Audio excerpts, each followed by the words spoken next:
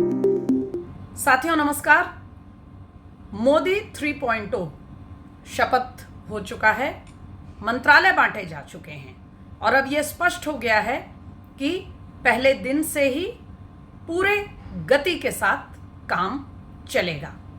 तो नए मंत्रिमंडल को देखकर क्या संकेत मिलता है राजनीतिक रूप से, गवर्नेंस के लिहाज से, और जो दुनिया भर में मोदी सरकार की स्टेबिलिटी को लेकर एक सवाल उठाने का प्रयास हुआ था, उसके लिए सबसे पहली बात, जो प्रमुख मंत्रालय जिसको सरकार का बिग 4 कहा जाता है, यानी वो 4 सीसीएस के मंत्रालय, 4 और एक प्रधानमंत्री मिलकर जो वो बिग 4 की टीम को बनाते हैं, उसमें कोई बदलाव नहीं है। मात्र यही नहीं, बहुत सारे अन्य महत्वपूर्ण मंत्रालय हैं, उनमें भी बदलाव नहीं है। जैसे रेलवेज, अश्विनी वैष्णव अपना काम करते रहेंगे। इसी तरह से कई और मंत्रालय हैं जिसमें कि जो मंत्री पहले काम कर रहे थे या इससे पहले किसी न किसी वक्त वो मोदी सरकार के तहत काम कर चुके थे, वही उसका काम देख रहे हैं। अब इससे उन लोगों को थोड़ी सी हैरानी हुई होगी या शायद निराशा हुई होगी कि इतना बदलाव क्यों दिखाई नहीं दे रहा। आप जानते हैं कि मोदी सरकार को जब चुनाव नतीजे आए और अपने दम पर भाजपा का जो टैली थी उसमें जब 272 का आंकड़ा नहीं पहुंचा तो एकदम से अटकलों का बाजार गर्म हो गया और तरह तरह के मुहावरे, तरह तरह की आशंकाएं उठाई जाने लगी। किसी ने कहा कि ये बैसाखी सरकार बन गई है, अब नरेंद्र मोदी क्या पहले की तरह कठोर फैसले, कड़े फैसले ले पाएंगे अपनी सरकार को चलाने में?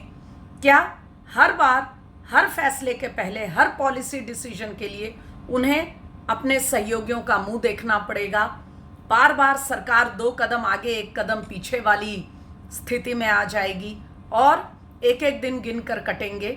इस तरह के बहुत से सवाल उठाए गए और साथियों, इन सवालों को इस रूप में देखा जाना चाहिए कि इससे पहले जब वाजपेयी सरकार 23 पार्टियों को साथ मिलकर चल रही थी या और भी कोalitions काम किए हैं, तो वास्तव में सरकार को एक एक कदम फूंक कर रखना पड़ता है। बार बार कभी कदम पीछे लेने पड़ते हैं, कभी किसी फैसले को पूरी तरह से छोड़ देना पड़ता है या फिर उसमें बड़े बड़े बदलाव करने होते हैं। तो जैसे ही बीजेपी ने जादुई आंकड़ा अपने दम पर नहीं छुआ, हालांकि एनडीए की जो संख्या थी वो बहुमत से काफ़ी ज़्यादा थी, तो इस तरह के सवाल और अटकलें तुरंत शुरू हो गई। तो आइए देखते हैं कि ये जो सवाल उठाए गए वो और अभी जो मंत्रिमंडल की लिस्ट आई है वो कैसे एक दूसरे को वो जवाब देने का प्रयास हुआ है। सबसे पहली बात कि बड़े बड़े मंत्रालयों में, कोर मिनिस्ट्रीज में बदलाव क्यों नहीं हुआ?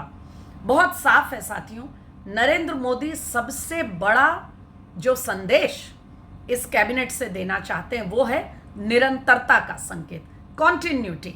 यानी तीसरे कार्यकाल में हम आ गए हैं और जैसे काम चल रहा था हमारा काम जारी है। हम किसी तरह के डाउट में नहीं हैं, किसी तरह के शक में नहीं हैं, किसी तरह से भी सरकार डगमगाई नहीं है, ताकि बीजेपी के समर्थक वर्ग को, पॉलिसी मेकर्स को, मार्केट्स को और विदेश में जो ताकतें हैं, सबको ये संकेत दिया गया है कि जैसी सरकार पूरे फुल कमांड के साथ चल रही थी वो सरकार ऐसे ही चलेगी।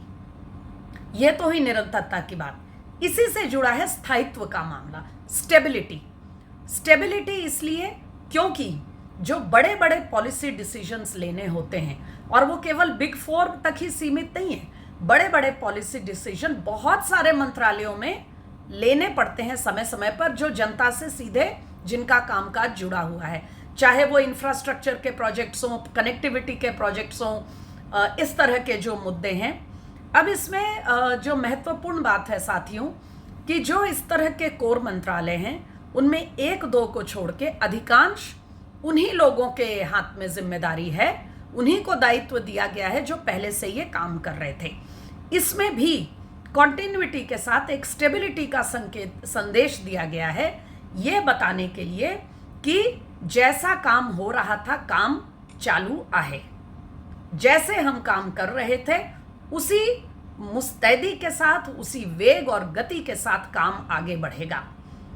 एक और महत्वपूर्ण इसमें पहलू ये है कि सरकार की जो जन कल्याणकारी योजनाएं हैं और जिन योजनाओं का भले ही कुछ सीटें कम हुई हों, लेकिन मोदी सरकार का ये मानना है कि जन कल्याण की योजनाएं जो हैं उनका लाभ लोगों को बहुत हद तक मिला है और लोगों ने उसके दम पर सरकार पे भरोसा भी जताया, वरना सरकार को सत्ता से बाहर कर देते जो मतदाता हैं, लेकिन उन्होंने मोदी सरकार को वापस लेने के लिए वोट किया और विपक्ष को अपना भरोसा नहीं दिया।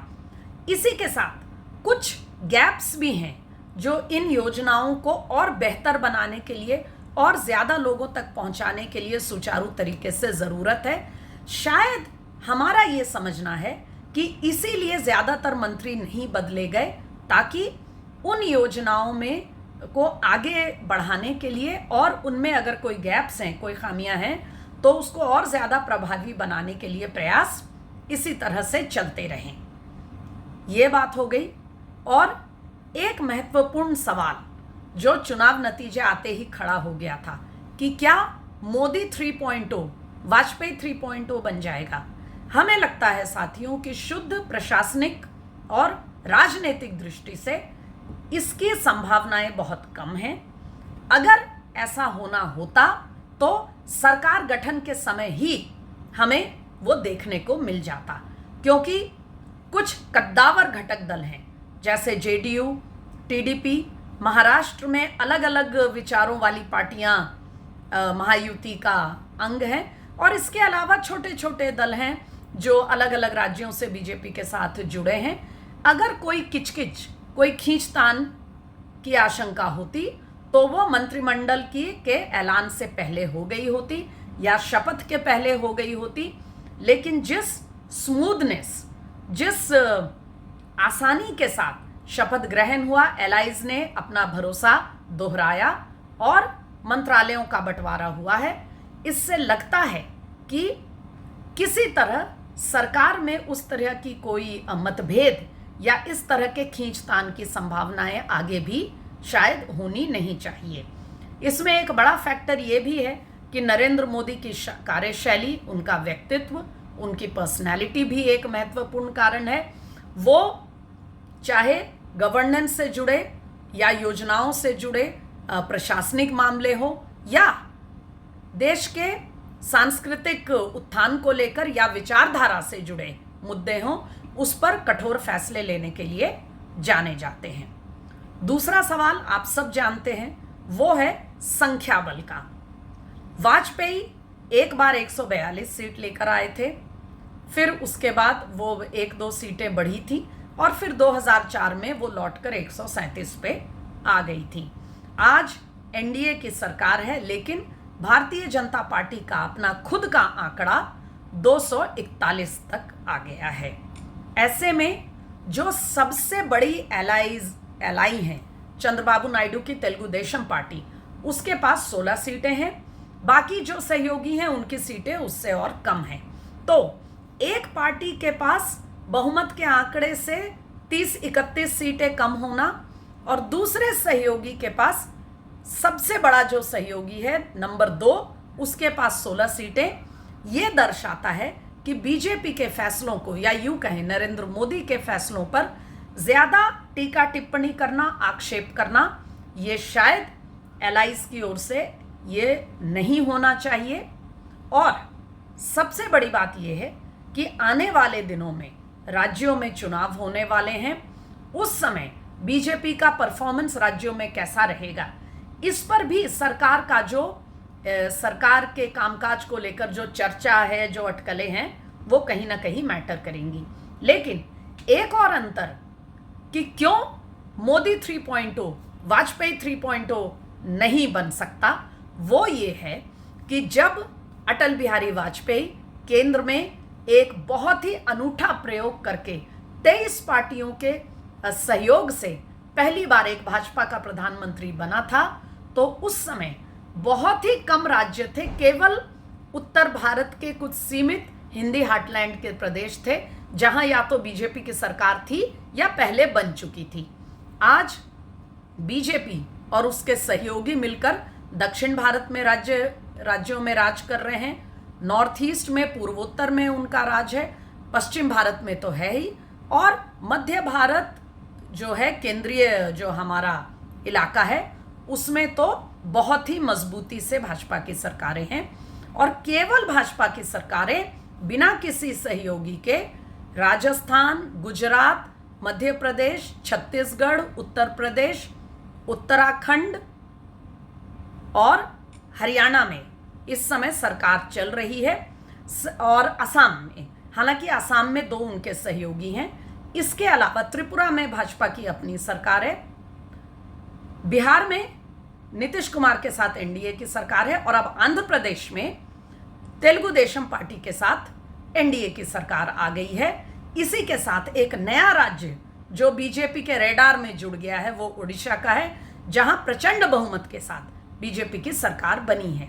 तो अगर आप संख्या बल को तौल कर देखें, आप राजनीतिक जो कद है उसको देखें, आप प्रधानमंत्री की कार्यशैली को देखें, और देश में और दुनिया में भारतीय जनता पार्टी जिस तरह स्थापित हुई है, उससे इन आशंकाओं को जबरदस्ती हवा देना कि अब अचानक मोदी सरकार का इकबाल जो है उसमें कुछ कटौती होगी, कुछ रिडक्शन होगी, हमें लगता है ये जल्दबाजी होगा। सरकार कमांड में आ चुकी है, और हमें तो ये सूचना मिल रही है कि जिन जिन मंत्रियों को जो दायित्व दिया गया वो अपने अपने मंत्रालय के अधिकारियों और लोगों से मिलकर के आगे का रोड मैप तैयार कर रहे हैं। आप पहले ही सुन चुके हैं कि सरकार का 100 डेज का रोड मैप चुनाव खत्म होने से पहले ही उस पर काम किया गया था। तो देखते हैं कुछ दिनों में कैसा चलता है, और क्या लोगों की आशंकाएं सही साबित होती हैं या सरकार उन आशंकाओं पर भारी पड़ती है। अड्डा में इसी तरह की इन डेप्थ जानकारियों और विश्लेषण को जानने के लिए हमें सब्सक्राइब कर लीजिएगा। हम निरंतर आपसे जुड़े रहे हैं। आप भी अड्डा पे आइए, और सबसे पहले आज कमेंट बॉक्स में हमें ये ज़रूर बताइए कि जो नया कैबिनेट तैयार हुआ है और ये जो नई सरकार बनी है, इसको लेकर आपके मन में किस तरह के विचार हैं, आपको क्या लगता है, कैसा रहेगा, अपना मत हमसे जाहिर करिए, क्योंकि अड्डा का मतलब ही है बातों का, ख्यालों का आदान प्रदान। मिलते हैं जल्दी।